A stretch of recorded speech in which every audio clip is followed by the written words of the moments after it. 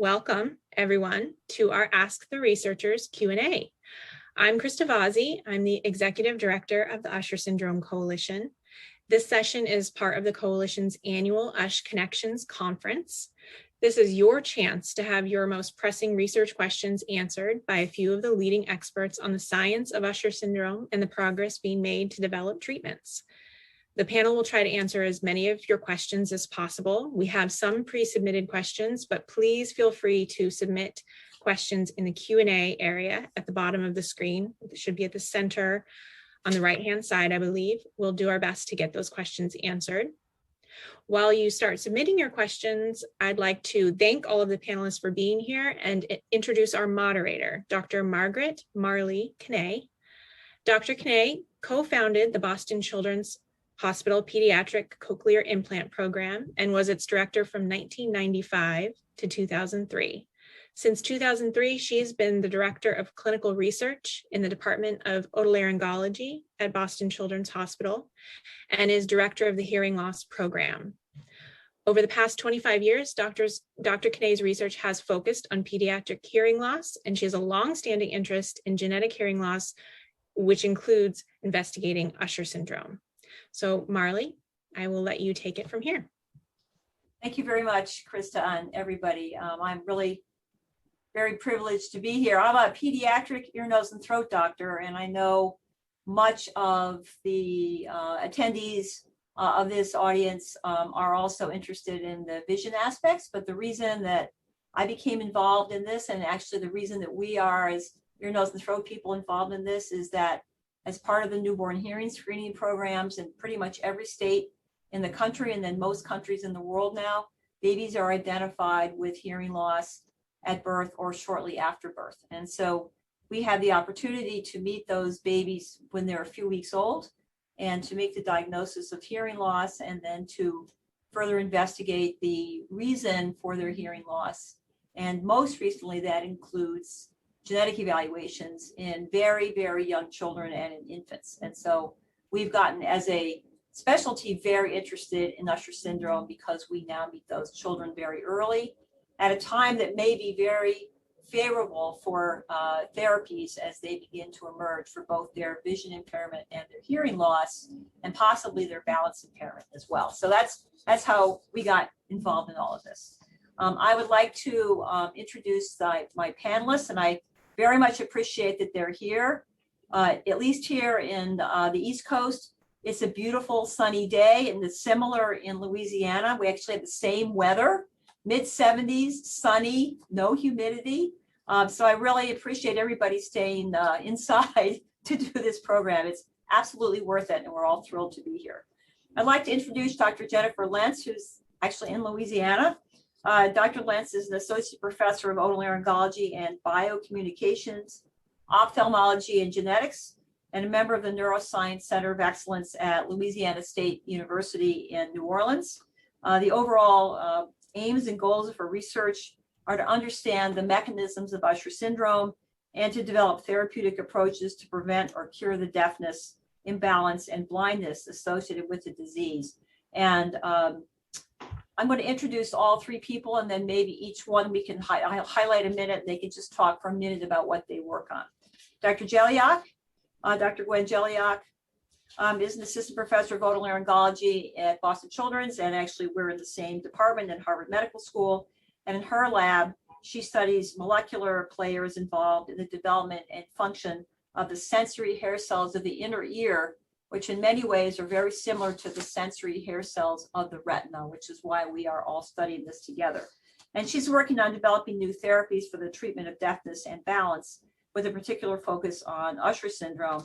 Her recent and very major contribution to the field of Usher syndrome has involved pioneering work demonstrating recovery of auditory and balance function in an animal model of USH1C.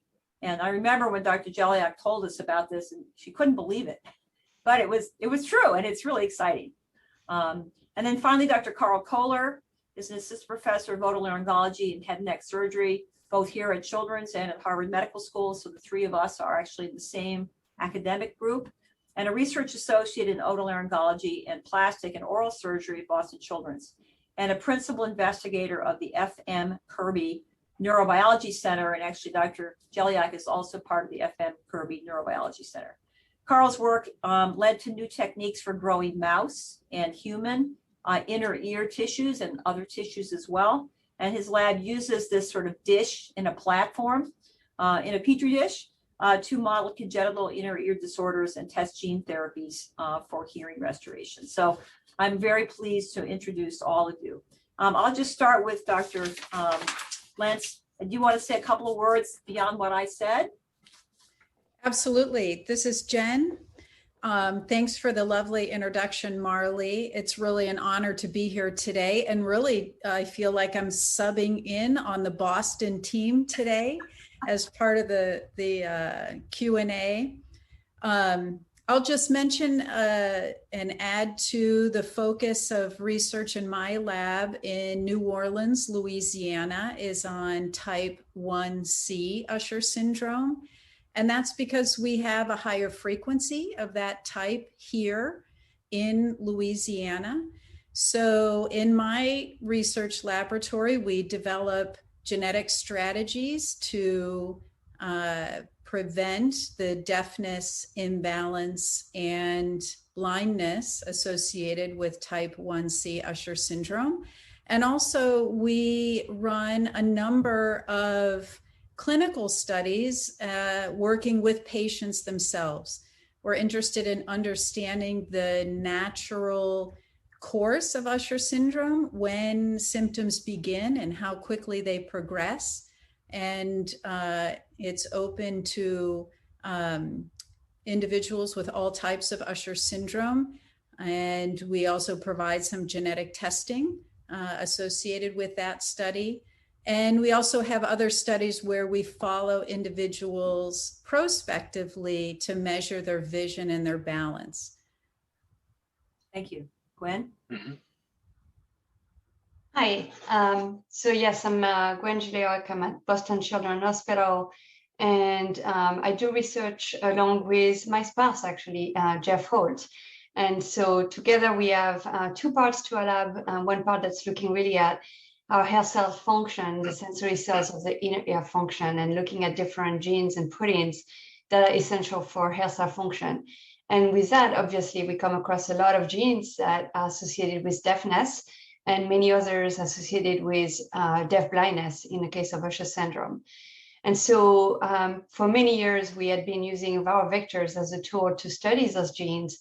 And eventually we came across the idea that perhaps that could actually be a therapeutic tool. And there was something that was starting to be developed for the retina, in particular looking at RPA, retinal degeneration in RPA patients. So, we decided to give it a try, and where, as Marley was saying, on the initial data, we're just very surprised how well these mice recovered. Now, I want to say that the mice that we first looked at were mice that were developed by Jennifer Lentz, and these were, a great mouse model because they are made to mimic the mutation that's found in this Acadian population that Jennifer was talking about. So it was a really good model to start with. And that really led to a lot more research on many other Usher genes, not only in my lab, but many other labs at this point. With, the point that, and something we're probably going to be talking about with Marley is, at the moment, in terms of treatment options for Usher patients, looking at the deafness phenotype, clearly cochlear implants are an amazing technology and the best technology available right now. The good news with that is this places the bar really high for us. And if we're going to develop new tools, biological tools for patients who have Usher syndrome, they're going to have to provide even better hearing. So that's where we're trying to get to. And then the other aspect that Jennifer mentioned too is looking at the balance, because the balance organ and the auditory organ actually co-localize. They are in that same general structure we call the inner ear. And so when we target genes for the auditory system, we actually also target the balance system. And we've seen some prominent recovery in those mice of balance behavior. So this is something to keep in mind. And something that we're interested in is understanding how patients who have USH1, USH2, or USH3 perhaps have, balance deficit that it's for the patients difficult to compensate because of progressive loss in the vision. So I'll be happy to answer questions as much as I can, and I'm really excited to be here and being part of this panel today. Thank you. Karl? Yeah, Karl here. Yeah, really nice to be here, and an honor to be speaking with you and included in this illustrious group of experts. As Marley has already mentioned in my introduction, the work in my lab is really focused on this idea of being able to take stem cells.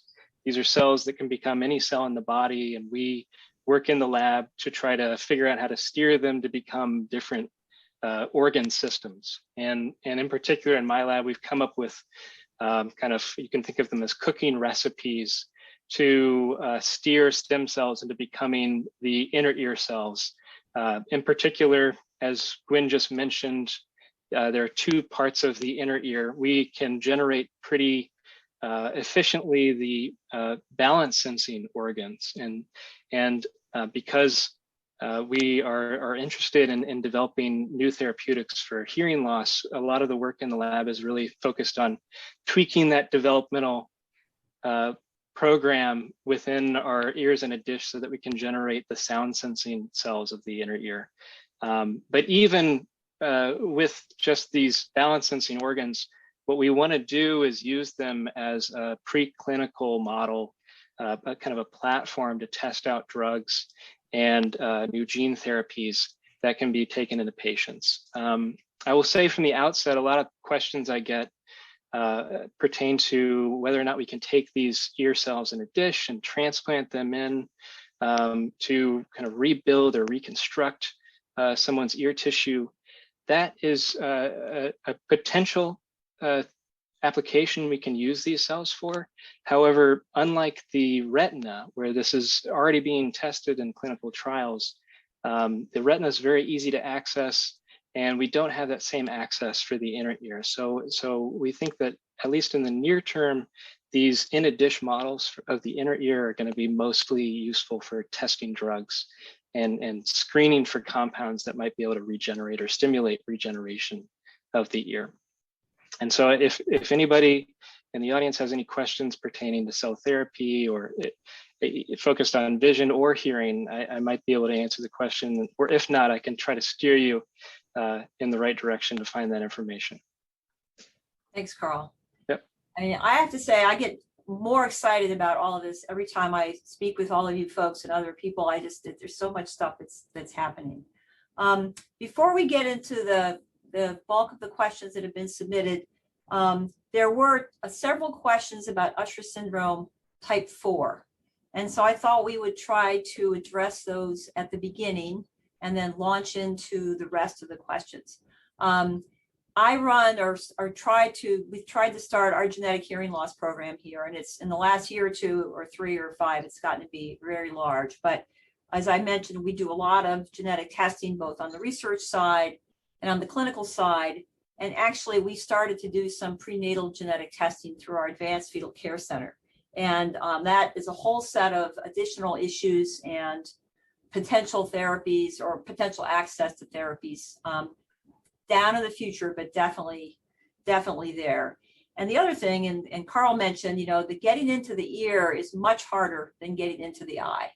And with cochlear implants, we actually get into the ear, but it's a big deal. You have to make an incision and drill holes in the cochlea and so forth.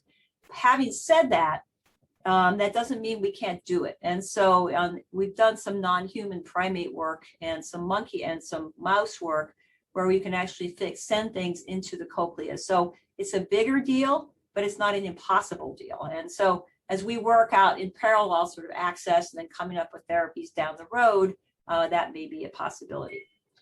But in terms of Usher syndrome type 4, as everybody knows, there are 3 clinical types of Usher syndrome. They were named after Dr. Usher, who is an ophthalmologist, one of the people who figured out that this was likely genetic, and it was 100 years ago and long before we had any any genetic testing. I mean, the Usher genes were not identified until fairly recently. I think the first Usher gene was identified in 1998 and then, or 1995, USH1B, and then subsequent all the other Usher genes. So relatively recently.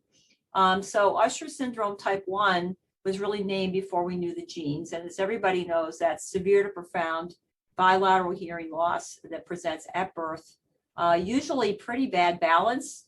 And although it says areflexia, I'm going to get to that, it's not always entirely areflexia, but usually late walking and actually late gross motor skills, head control late, sitting late, rolling late, everything late.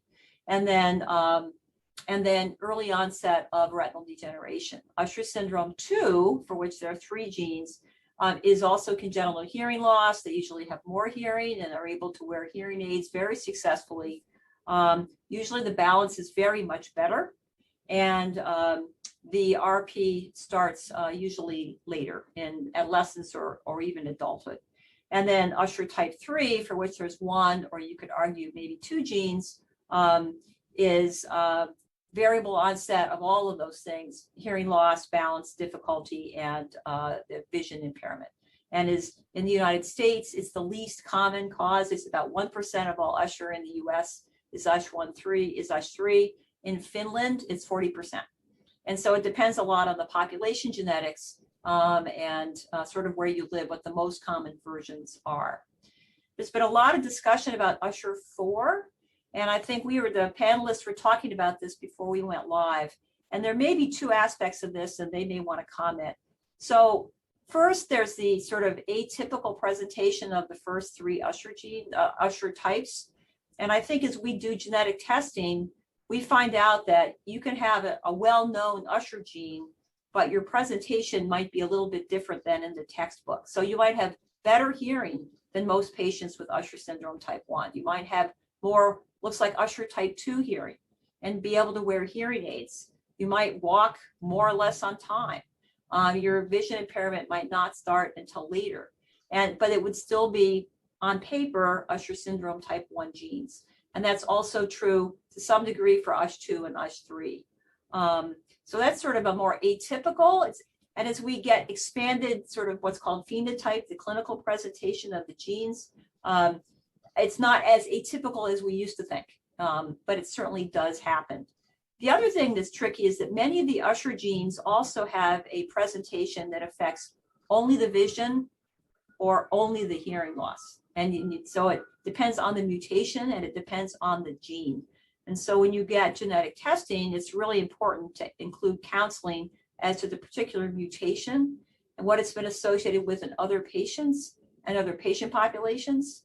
The other thing that's tricky is the genes, by and large, are recessive genes, which means that the patient has to inherit 1 abnormal copy of a hearing loss gene, in this case, an Usher gene, the same gene from each parent. That's recessive inheritance. However, there are some dominantly inherited Usher genes, often causing only retinal changes or hearing loss.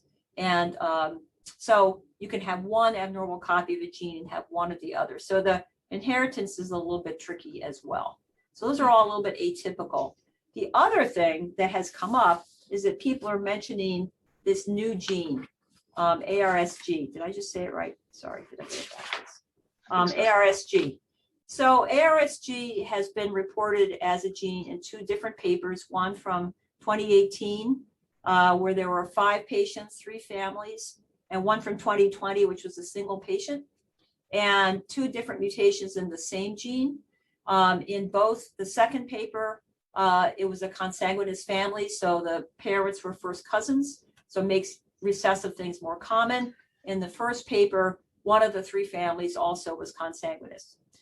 So that's a good way to find recessive genes, is to study closely related populations. The presentation is very atypical. It's later onset hearing loss. There doesn't seem to be a big obvious balance impairment, and there's later onset of the vision impairment. The vision impairment doesn't exactly look like Usher syndrome, though. And so the real question is, and I don't know the answer to this because 2 papers and 6 patients isn't all that definitive, whether this is actually a new Usher gene and that it would interact with the other Usher genes, because the other Usher genes all talk to each other. and they all interact with each other at different stages in development. There isn't any evidence so far that this gene interacts with the other Usher genes. It doesn't mean it doesn't, and we just haven't figured it out. But so I don't know if it's another Usher gene or if it's a separate gene that is causing deaf blindness, which is really important, but it may not be Usher syndrome. So, and I know if the other panelist has some thoughts about that. So I thought we should start to talk about that at the beginning because there are a lot of questions about it. Jen, do you have any thoughts? Oh, wait, yeah. Oh, you're muted.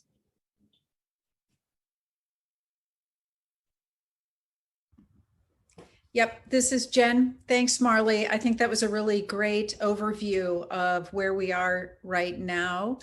And I'll just echo that. I think typically when we're reporting new genes and new types, it often begins with observations in patients. And that's where we are with evaluating whether ARSG is an Usher4 gene or another gene that causes another deafblind disease.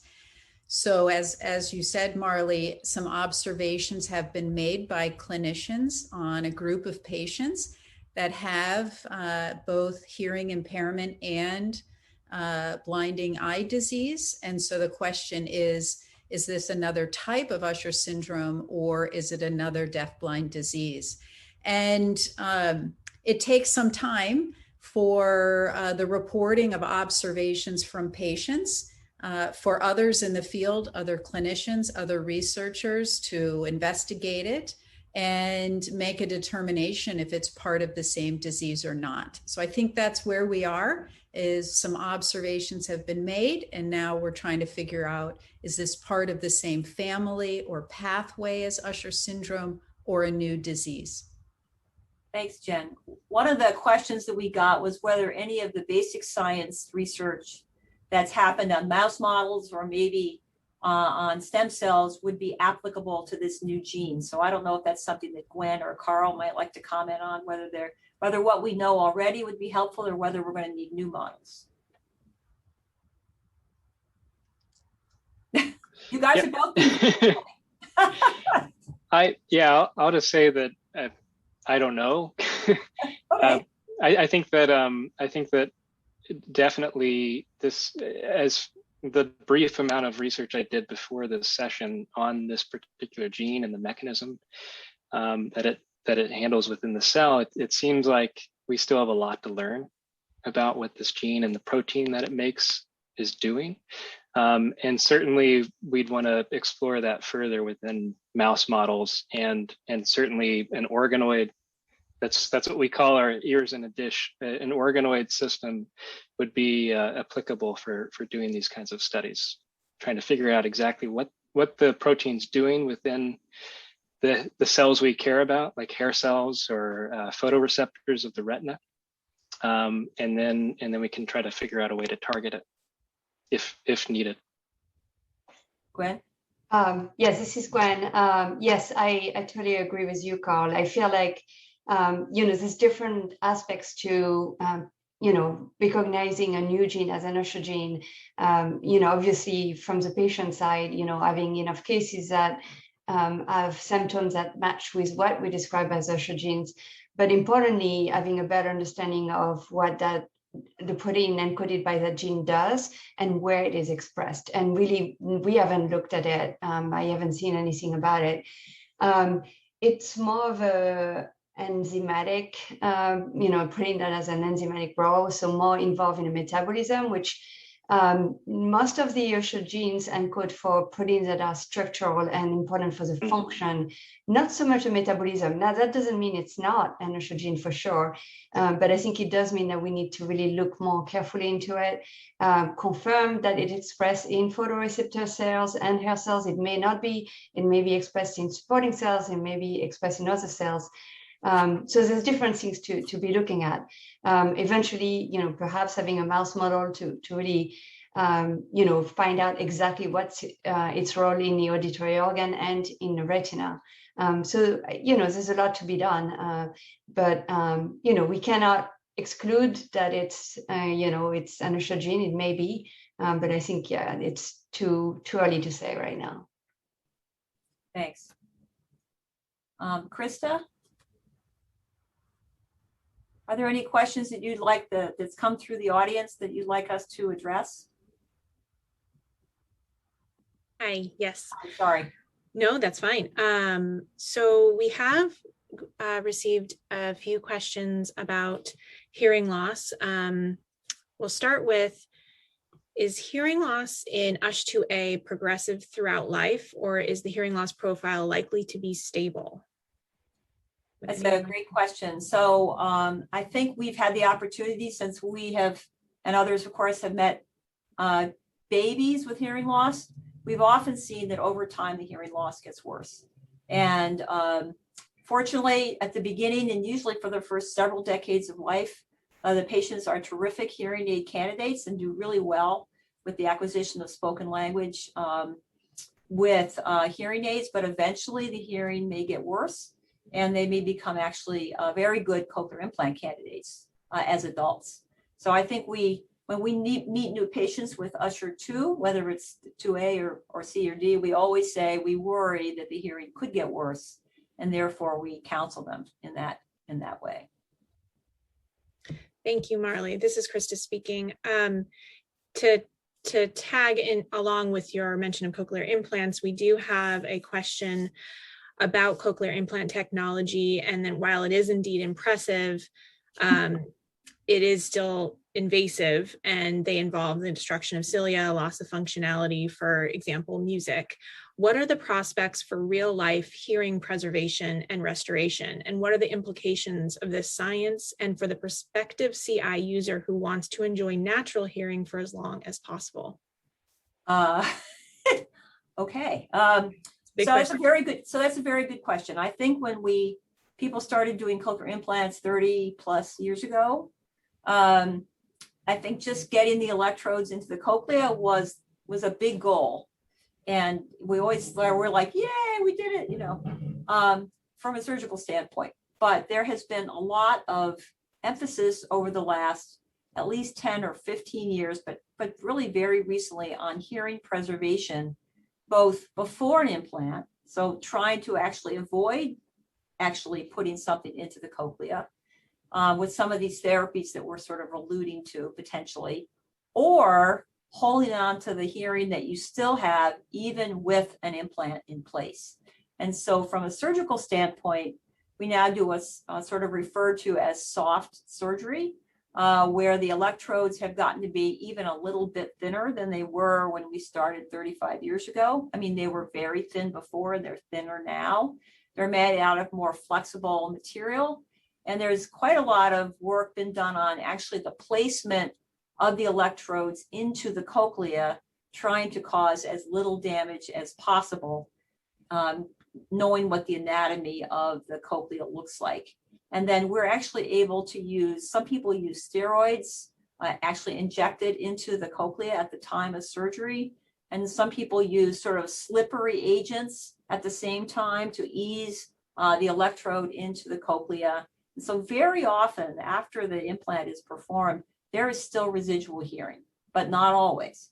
And so there are devices that actually use both cochlear implant type hearing, so it's electrical hearing basically, as well as a hearing aid, and on the same device. And then also for people who have an implant in one ear and a hearing aid in the other ear, the technology exists so they talk to each other and sort of put the data together in the patient's brain. I think we try very hard, especially on the pediatric world, to balance between trying not to do an implant if we don't have to, because the device may be there forever, or 70 or 80 or 90 years, but not missing a window for the acquisition of spoken language if that's what the patient and the parents want.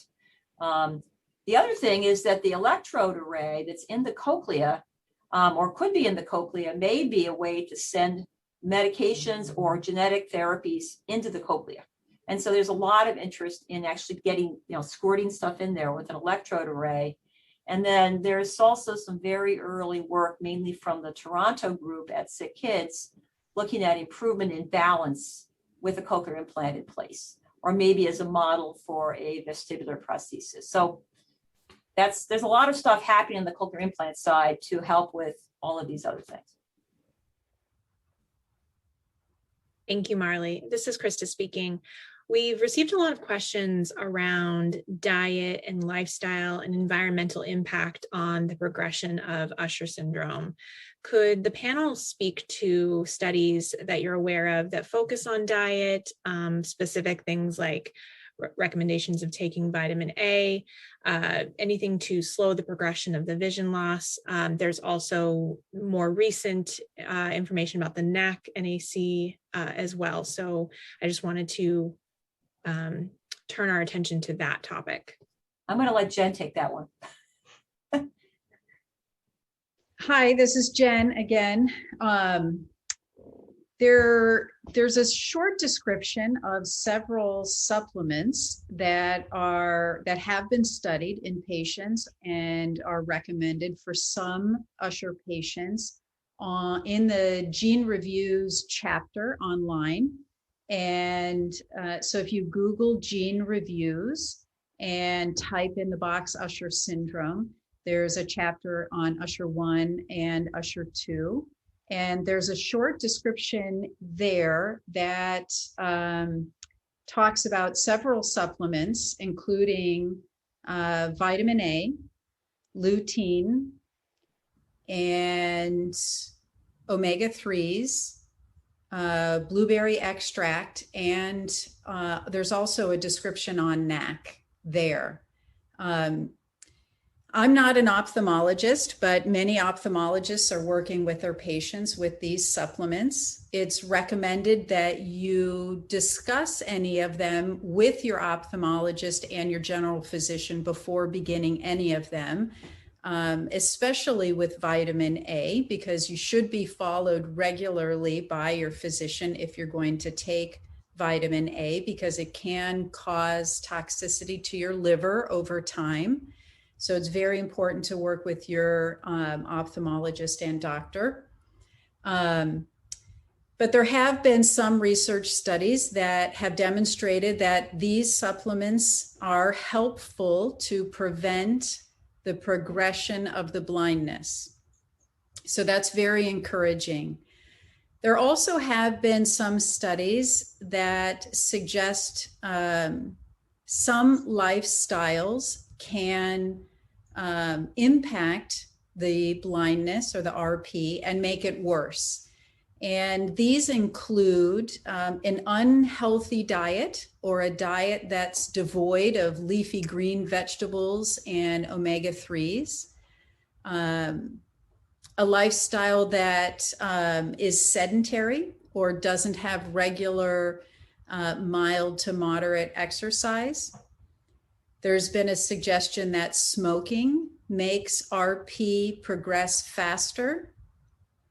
And also there's been a suggestion that not wearing sunglasses when you're outside can make the RP progress faster.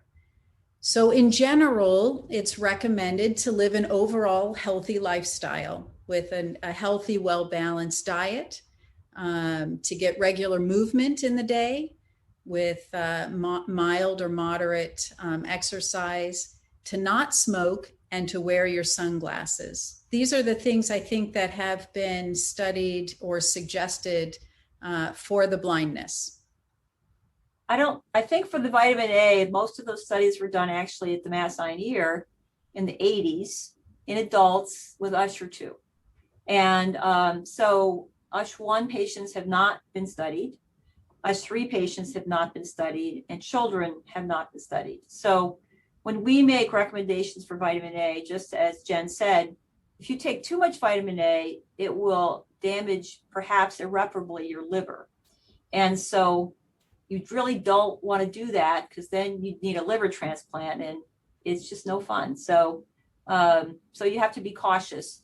The other thing about smoking, it's not just bad for RP, it's bad for lots of other forms of vision impairment. So if, for example, you have macular degeneration, and RP, there's a suggestion that maybe it would speed up the macular degeneration. So there's things in general that might make other things worse.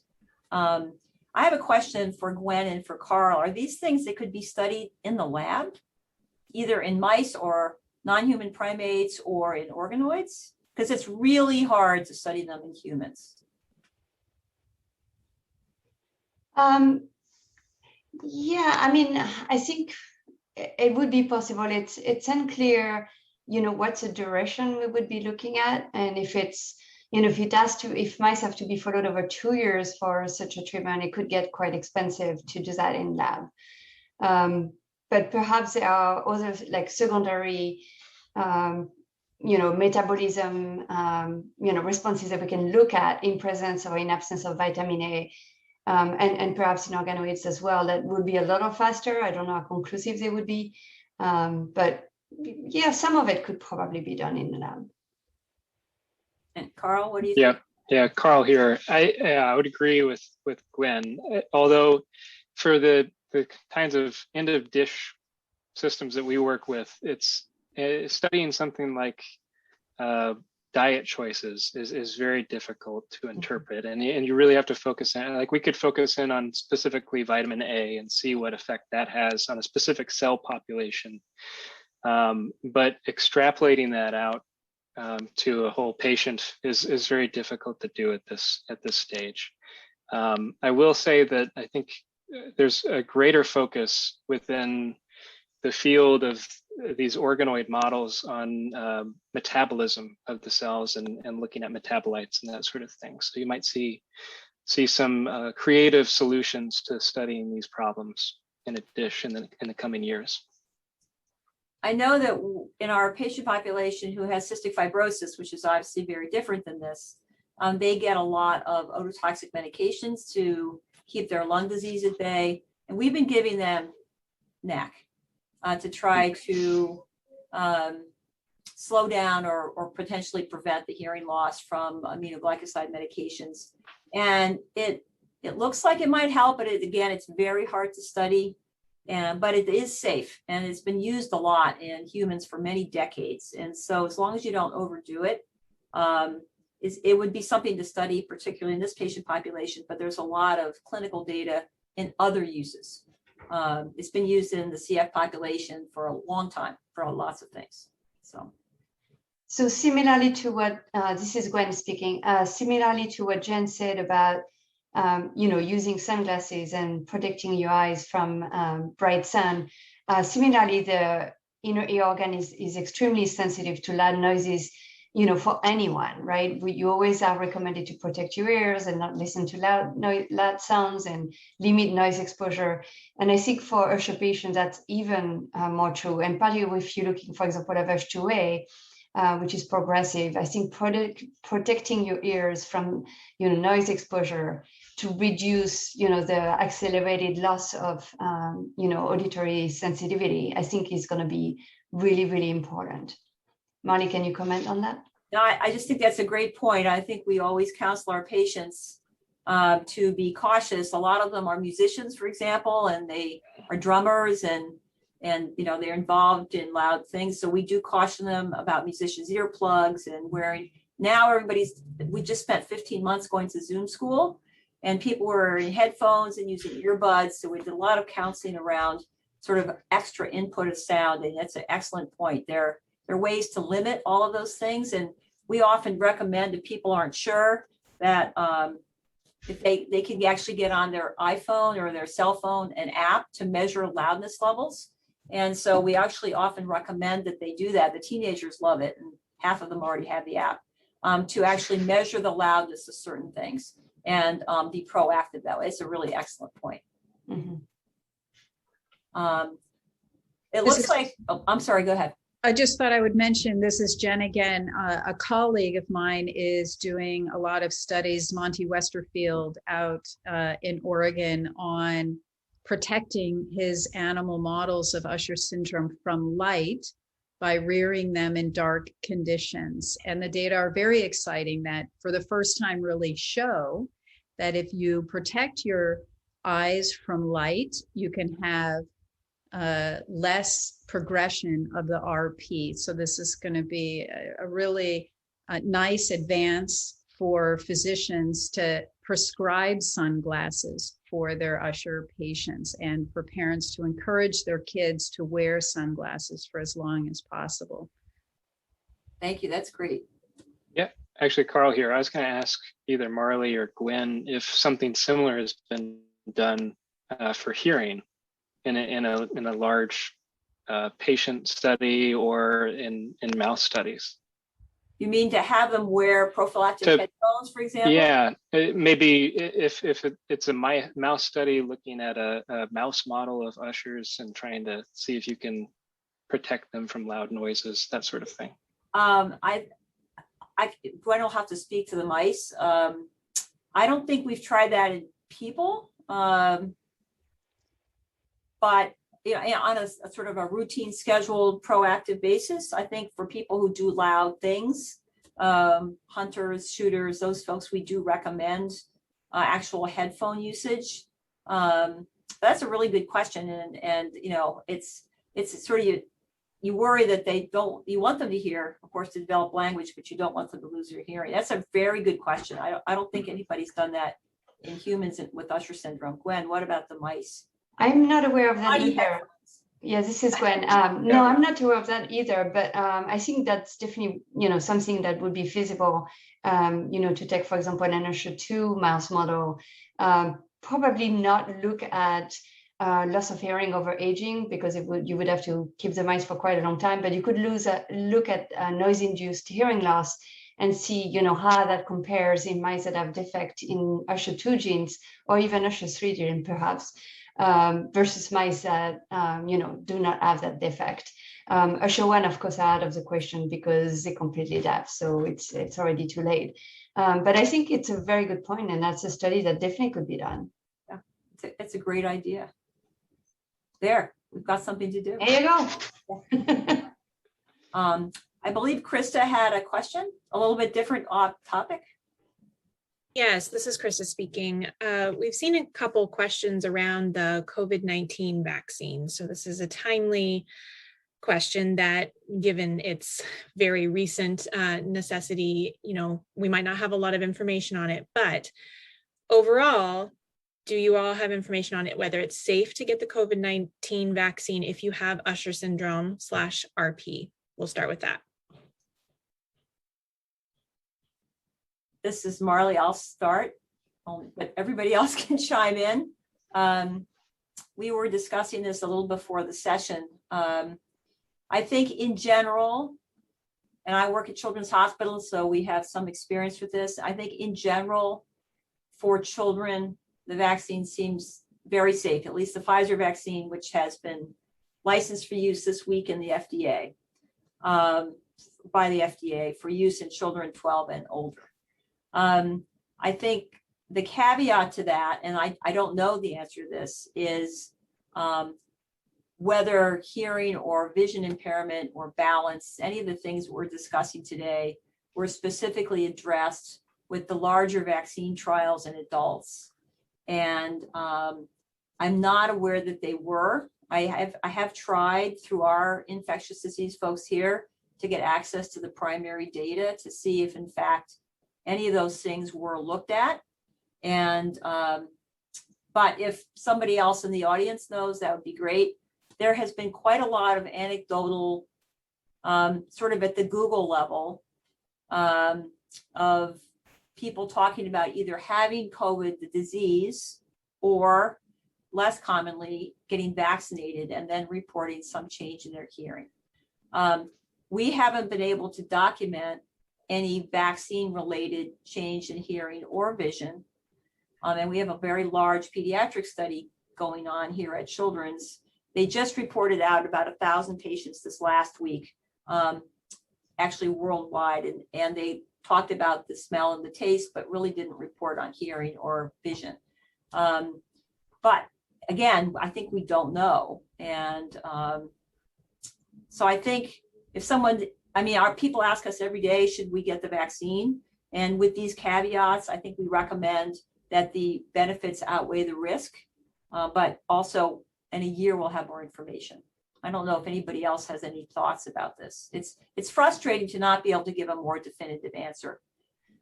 I would say, obviously I'm a PhD, I'm not a doctor, and I just say what I see as a scientist, and from the approach of the virus, but if you think of Moderna or Pfizer, which is basically providing a short sequence that will encode for that spike protein, there's really no reason that it will have any interference with the USH1C issues and affect your hearing and your vision.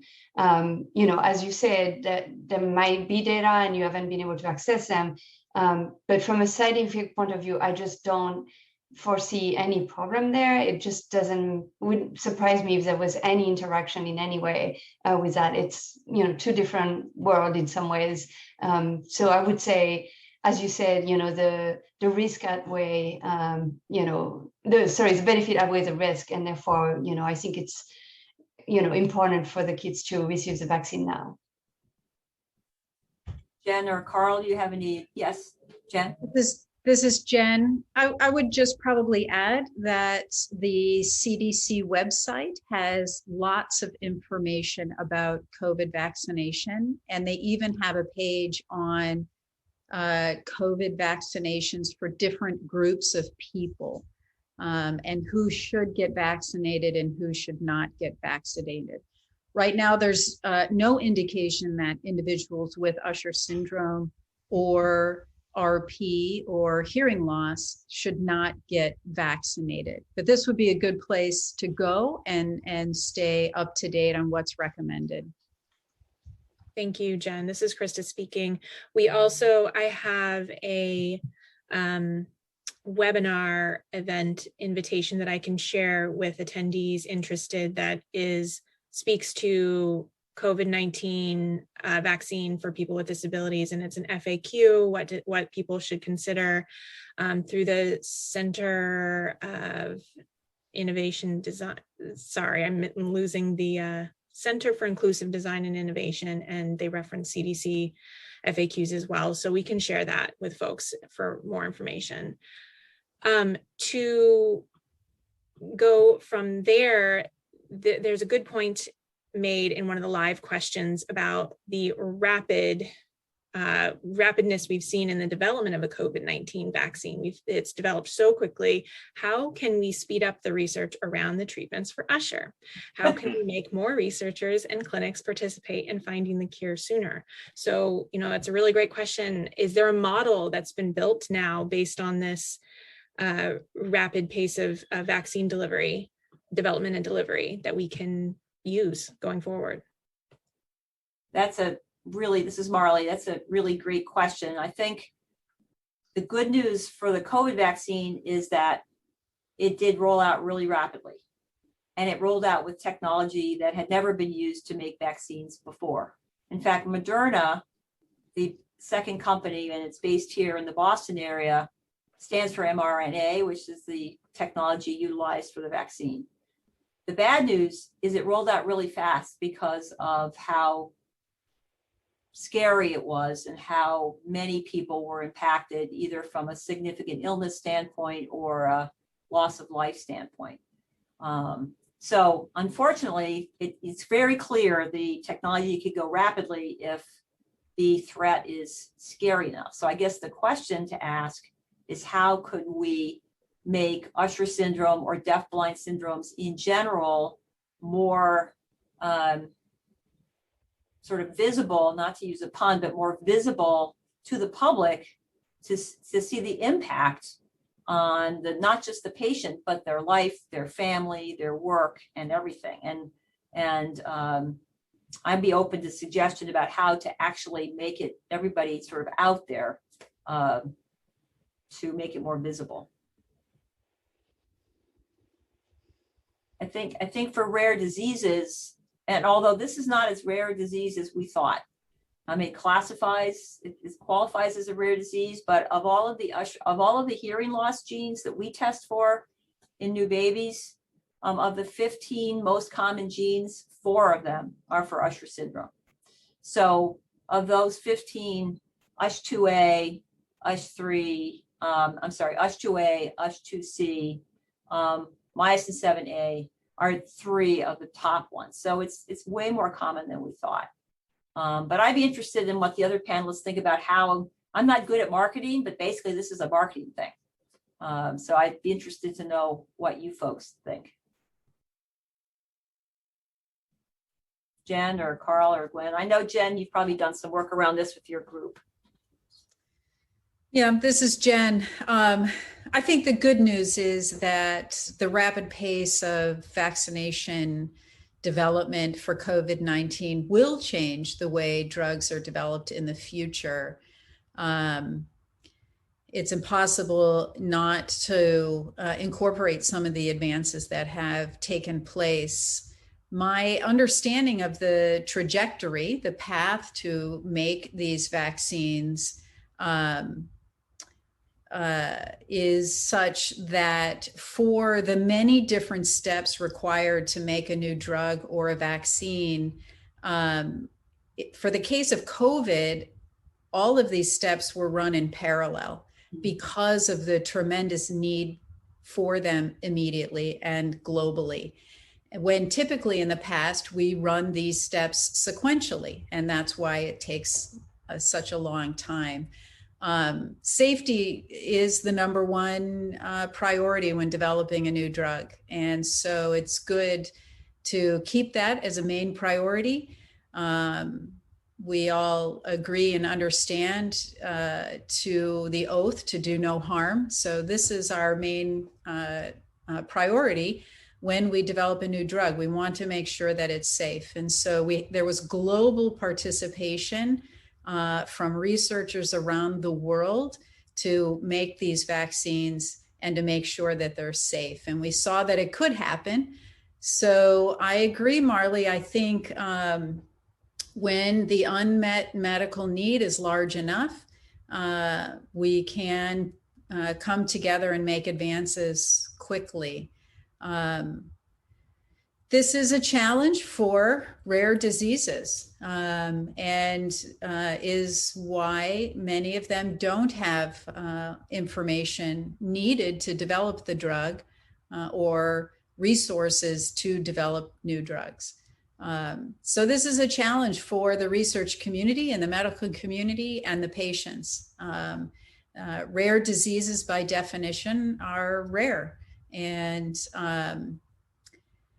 so it's conferences like this, that the Usher Syndrome Coalition, that are so important to help bring awareness across the communities that need to work together to make progress. All of us are needed here, the patients, the community, the doctors, the researchers, to make advances in progress and to make them quickly. So at each stage, typically, as we mentioned earlier, typically what happens is we make observations in patients first, and these get reported. So we need participation. We need patients to go to their doctors and tell them about their symptoms and to run the tests. And we need their doctors to observe and to report these symptoms. And then we need to make models in the laboratory. We make cellular models, we make animal models, so that we can understand the symptoms, how they happen, how quickly they progress. And then we try to develop interventions for them, to stop them, to change them, to make them better. And then we go back to the patients and we say, we need your help again. We want to try a new therapy. And the doctors and the patients work together to try these new interventions. And we see where they work and where they don't work. And we go back to the research lab and we make them better. So we're always all needed to make these advances happen. I totally, yes. This is Krista speaking. If you give me 1 second, I think we lost our captioning. Oh dear. She is having to caption into the chat box. I see that, yeah. So, yeah, our tech support had to jump off to start the next kid session, and I think that might have affected something. I'm trying to assign her. Okay. And unfortunately, it's not letting me, even though I am the host. I'm going to turn on live transcription, which is the enable auto transcription. And I will try to work it out on my end so that you all can continue. And Jessica, if you wouldn't mind continuing to caption in the chat box, I am truly sorry. But I just wanted to address that. Thank you. I appreciate Jen's comments about sort of the connection between clinicians and people in the lab. And I think people often think about science as they're people in the lab, like over there, and they're clinicians over here. And I think in some cases, they don't always talk to each other. So I think it's just sort of how it works out. And I think that, as you pointed out, it's really important for us hanging out in clinic to talk to everybody else sort of at doing all the other things. And for Gwen and for Karl and for Jen, I assume that many of these things could be modeled in either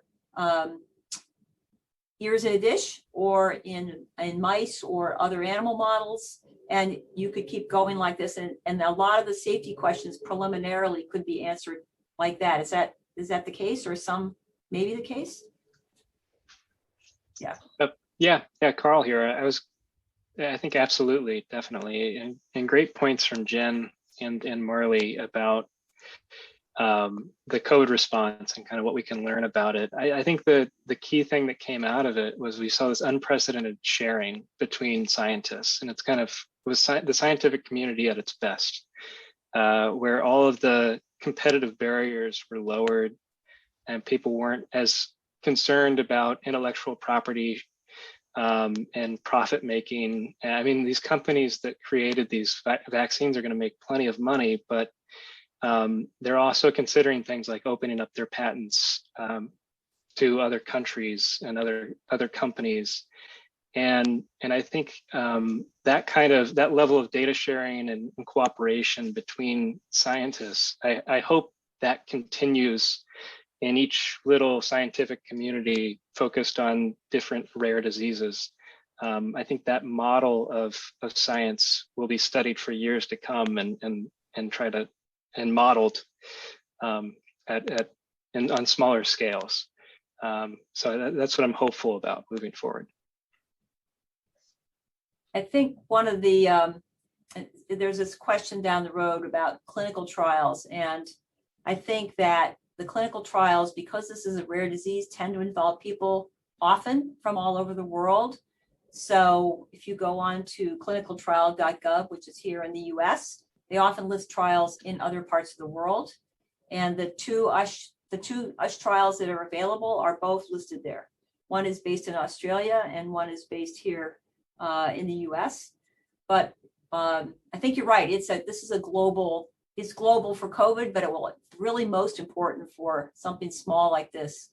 It turns out to be rare, but not as rare as we thought.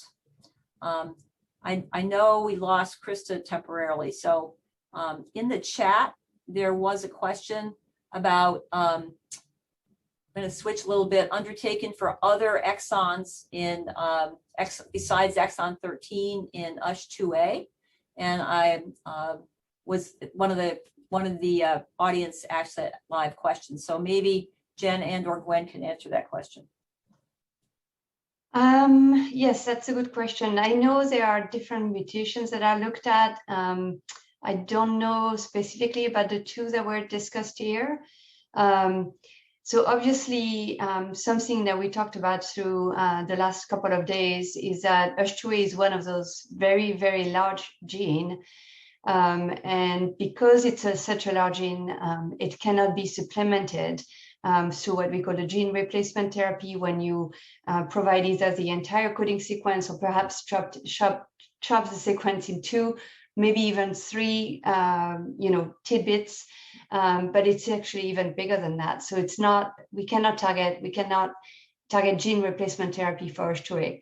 Instead, it has to be more mutation specific or trying to focus on a specific region of the gene. So for example, the exon 13 is a region that's been really looked at carefully because there are many mutations in the exon 13 that are associated with USH2A. Some of the most prominent mutations are there in that region. And that's why that was the first exon that was looked at for, in particular, what you may have heard about yesterday, exon skipping. Basically skipping one exon, making the protein slightly shorter, but still functional. So this obviously, this approach will be only valid, and that's what ProQR is doing, only valid for mutation in that specific region. But I know there's effort to look at other exons where there are other mutations that are so prominent. I don't know on the top of my head which exons have been looked at, but there's clearly efforts going in that direction. So that's for, perhaps exon skipping, or perhaps even other, CRISPR gene editing, targets. So either going for a base editing or correcting, or chopping out a little portion of the gene and still rendering it functional. I think there were a lot of talks yesterday on that, looking at different mutation in the USH2 gene. So perhaps you can go back, and I know all of the talks were recorded. So if you were not registered and you are interested, I'm sure that Melissa would be able to facilitate you access to those talks. So reach out to Melissa Chaikov. You can find any of the information for the conference on the USH1F collaborative website. Thank you.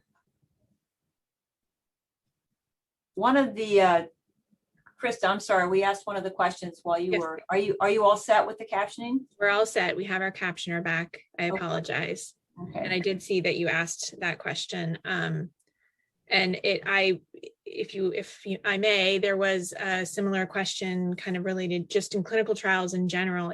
Somebody pre-submitted a question asking if there's a global consortium or global list of all current trials for Usher or retinal diseases that is registered, which includes research goals, participant requirements, progress reports, etc. And I will speak to this after, but wanted you all to answer as well.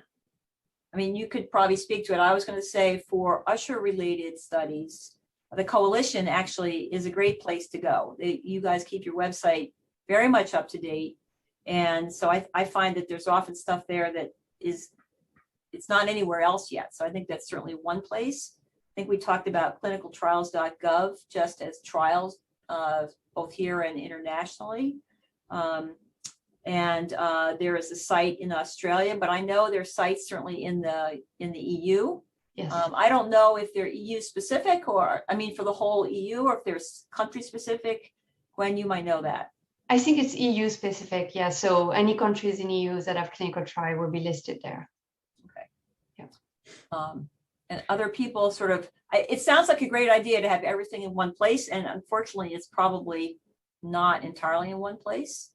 Krista, you have some other. So this is Krista speaking. Marley, you mentioned, yes, the coalition, we are trying, this is our goal to make sure we have all of the most current information regarding research and more on our website. We do have our progress and research to treat Usher syndrome webpage, where we are attempting to list every single, whether it's a clinical trial, which there are fewer of, but that number will be increasing, or preclinical or basic research, any research that we are aware of that is going on for Usher syndrome, gene specific, and then a whole other section for cell-based therapies that are not specific to the gene that you have.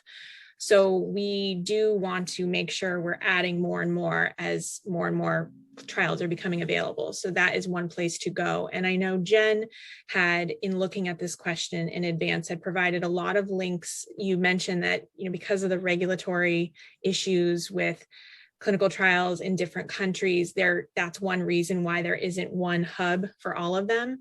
But you mentioned you have a link for Canada, for Europe, for Australia. We will also work to put those links on our webpage too. We reference clinicaltrials.gov, but that can be another good resource for everyone as they come to the coalition site to start. Thanks. You mentioned actually cellular-based therapies, sort of non-gene specific, so that might be something Karl can, seemed like a good time to ask that question. So, you know, do stem cells work, I guess is the question. So, Yeah. yeah, I would think A lot of to questions. put it into a clearer question, you know, can you give us an overview of research that has the potential to benefit anyone living with Usher syndrome or RP, for that matter, on the vision side, because it is not specific to their gene. So we are trying to gather and put out information on those stem cell therapy options and other cell-based treatment options. Yeah. So I think, as I mentioned at the top, the cell-based therapies for hearing loss are very distant in the future. That's something we're working towards, but we have a lot of work to do in a dish to try to figure out how to grow these cells. The story is different for retinal degeneration, and there are some clinical trials. I think beginning in 2014, there were some clinical trials taking what are called induced pluripotent stem cells. These are the cells that we work with. These are cells that start out as a skin cell, a skin biopsy from a patient, or a blood cell from a blood sample, and then undergo this process of reprogramming to a more embryonic-like state where they can become any cell, and in particular turned into retinal cells, either photoreceptors or the early clinical trials were actually focused on rebuilding what's called the retinal pigment epithelium, which lines the back of the retina. And there have been some very encouraging results from these early clinical trials, trying to take sheets of retinal pigment epithelium and then plant them in patients with degeneration of the RPE, as it's called. The safety profiles have been very encouraging. The functional outcomes are a little harder to assess. And I saw that, I think in this past year, I think in October of this last year, there was a new trial looking at implanting photoreceptors for the first time, derived from iPS cells that started in Japan. And a lot of these, I think the thing to remember is that these early clinical trials are really focused on safety, figuring out if we implant these cells into somebody's retina, is it going to lead to deleterious other effects that might be like tumor growth or deterioration of vision if there is some vision left in these patients. And for photoreceptor replacement in particular, there's still a lot of questions about how well these implanted cells actually integrate into the retina and begin to function. If you were attending the scientific meeting, there was a great talk from Bud Tucker in Iowa, who is doing kind of a real pioneer and leader in this approach of taking a patient's cells, making iPS cells, growing up photoreceptors, and testing them out in transplantation. And they've made some advances in how to place these cells in a retina, get them to the right location. But there's still a lot of questions about how well they integrate and begin to restore vision. So it's still pretty early days. I think we should temper our expectations, but be very hopeful about how these therapies will progress in the future. Thank you. Yep. Dr. Koehler, that leads me to one of the questions that somebody posted live regarding her sister who has USH1B and has lost most of her vision. Thankfully, still does have some central vision remaining. But when we are talking about these cell-based therapies, stem cell therapy treatment, is there any chance to correct and repair the loss that has already occurred?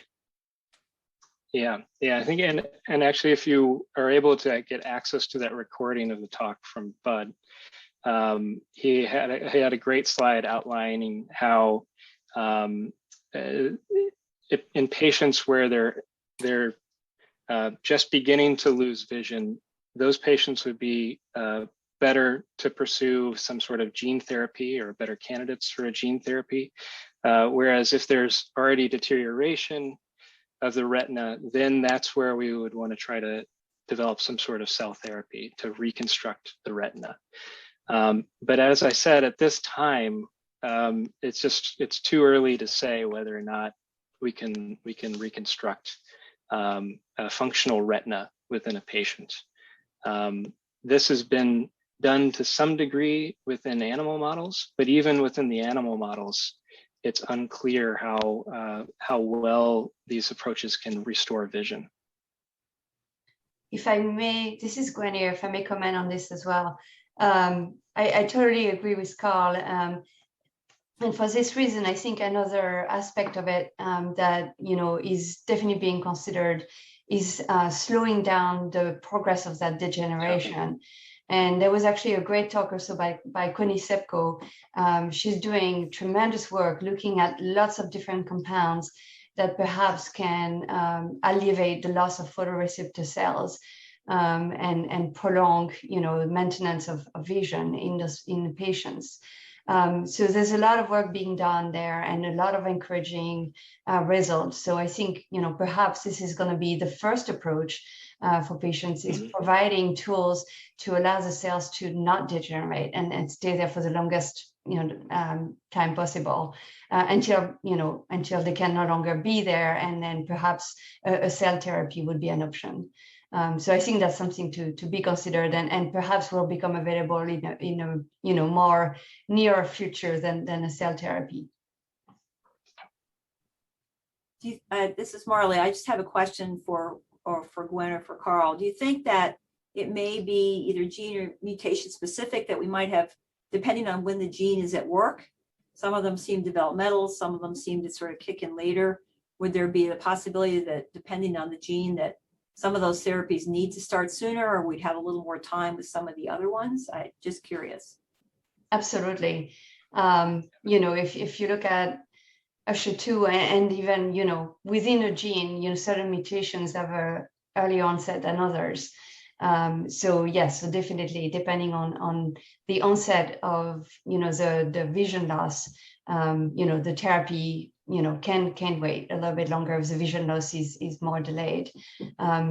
For Usher1, I guess there's also variability depending on the gene, not for the hearing loss. We know it's a congenital, very severe hearing loss in Usher1 patients. In Usher2 patients, it's it's a milder, and really, even though it's progressive, it's a very slow progression of the deafness in Usher2 patients. So perhaps we also have more, a larger time window for treatment. Thanks, that's great. Krista, you had a question from the audience? Yes, we have a question in chat. Do the panelists know of any state newborn screening program that currently tests infants with hearing loss for Usher syndrome? I can take that, and maybe Jen has some thoughts. So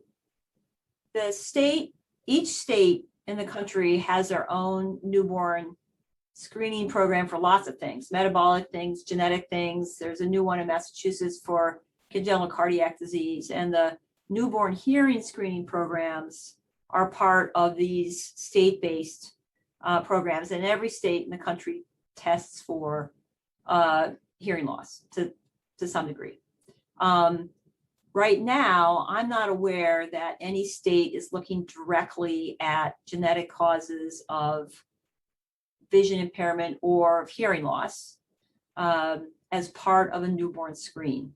And that seems to be currently left up to the provider, that the patient, if they don't pass their newborn hearing screen and they get referred to audiology or to otolaryngology or other providers, that's part of their testing. But I'm not aware that there's anything state mandated currently.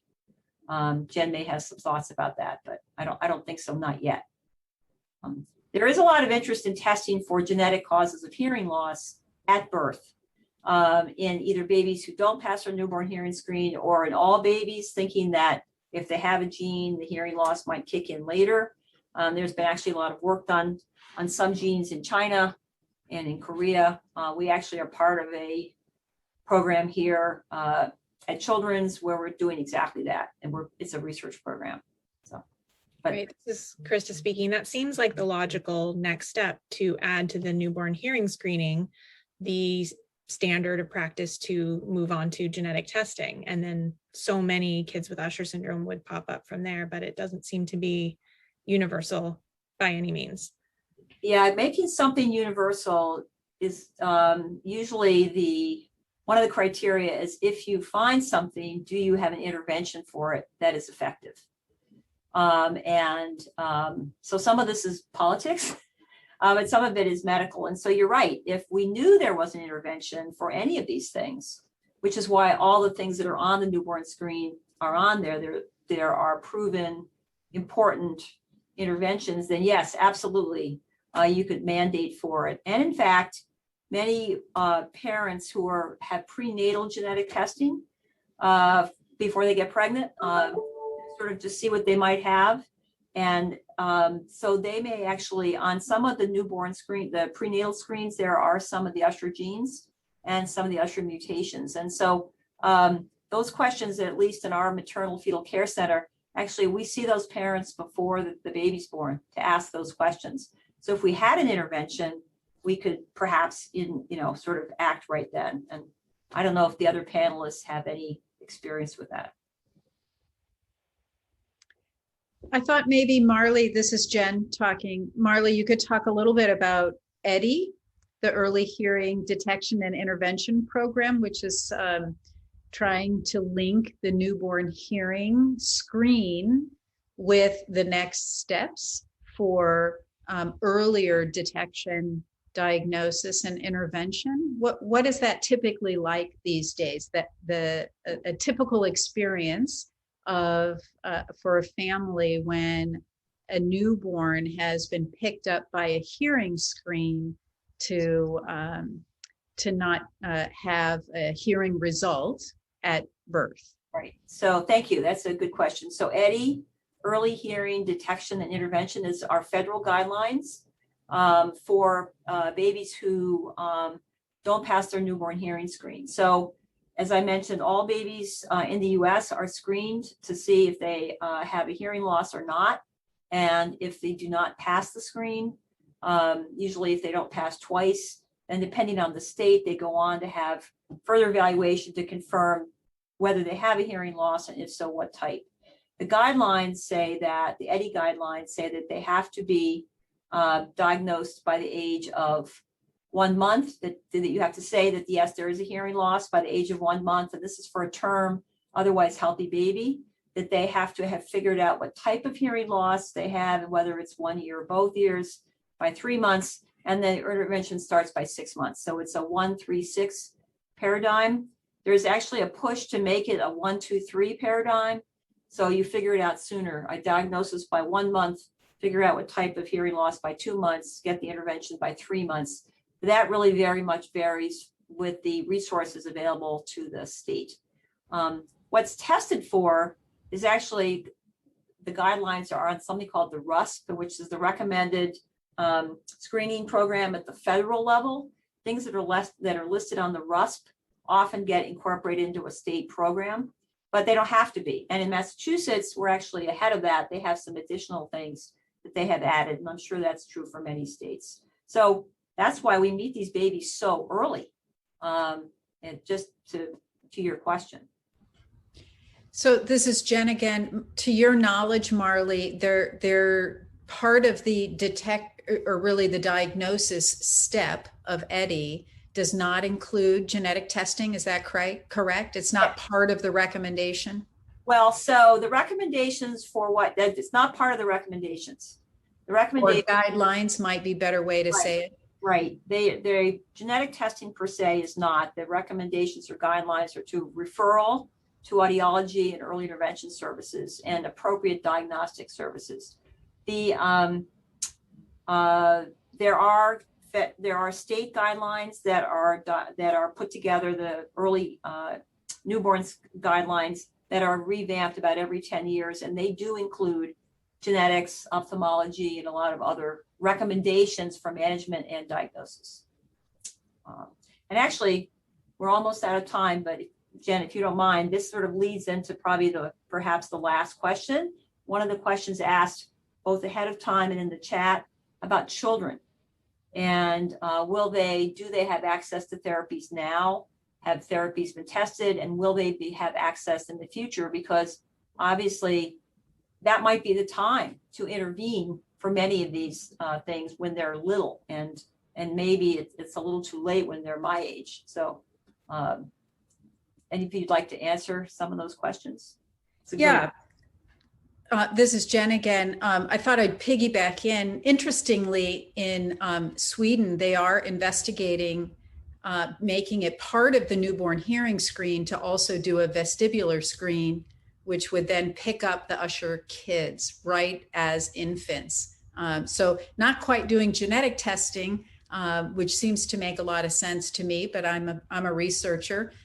We have the ability to do genetic testing on such early infants, but they're thinking of, for any kid that fails a newborn hearing screen, to do vestibular assessments, because we can now do them while mom holds the baby. And for those that also have a vestibular deficit as an infant, to then be evaluated for Usher syndrome. But to get back to your original question, I think for the community of Usher researchers and clinicians, we want a therapy for all Usher patients. Ultimately, we want to be able to have an intervention for all Usher patients at all stages of disease. So those that are in early stage, mid stage, and late stage. During the drug development time, we're required to test any new therapy on adults first. And this is for safety reasons. And so often, our first goals are, we know we're going to be testing a therapy first in adults. And so they're going to have a mid-stage presentation of their Usher syndrome. And so often our goals are to slow the progress of disease. Once we can see that a new therapy is safe after it's been tested in adults and that it's working in adults, then we get to try it in kids. And there our goals often are to just prevent symptoms from presenting in the first place. So yes, we will have therapies for kids prior to the onset of symptoms one day. That is a major goal for researchers and clinicians in Usher syndrome. But first, we'll start with adults. Just for the last minute for Gwen and for Karl, do you think the therapies that you are working on in the laboratories would be able to be utilized in pretty much any patient? Would there be any like physical barrier to doing that you could think of? Besides age, which is the physical barrier? So I think, it depends. So, some of the therapies we're looking at would be available for any patients with mutation in that gene. That's true for the work that, Jen started looking at antisense oligonucleotide.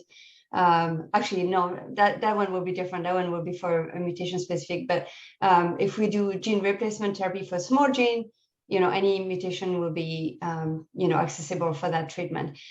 For specific mutation and for large genes, you're looking at a treatment that's going to be targeted for, a specific population. And that becomes more complicated to develop, right? And more expensive because you are targeting now a much smaller audience.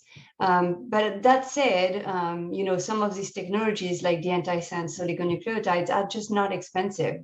It's basically a short oligonucleotide similar to what, was done for the vaccine, right? You're delivering a small region of a gene, of a coding sequence that you are interested in. And interfering with, in our case, with, expression of a gene of interest. Either, competing with a mutation that's going to be deleterious or allowing generation of, correct protein. And those are really not expensive. So I think this type of technologies will become available sooner than later. the gene replacement, while it can target more different type of mutations, may take a little bit longer, even though this is an approach has already been done for the retina. So I think, we're living at a time where there's a lot of changes, a lot of things happening. Treatment will become available. It will take some time, but it will be there in the future. Thank you. We're at 2:30. I know we got through a lot of the questions, but not all of them. But I think we're at the end. Is that right? Yes, this is the end of the Ask the Researcher session. So I just want to thank the panelists again, and thank you, Marley, for moderating. Thank you to our interpreters, both the ASL interpreters and our Spanish interpreters and our captioner, and to everyone for being a part of the conference. Thank you, and enjoy the rest of your day. Thank you so much to everybody. I really appreciate it. Thank Bye. you. Thank you. Thank you.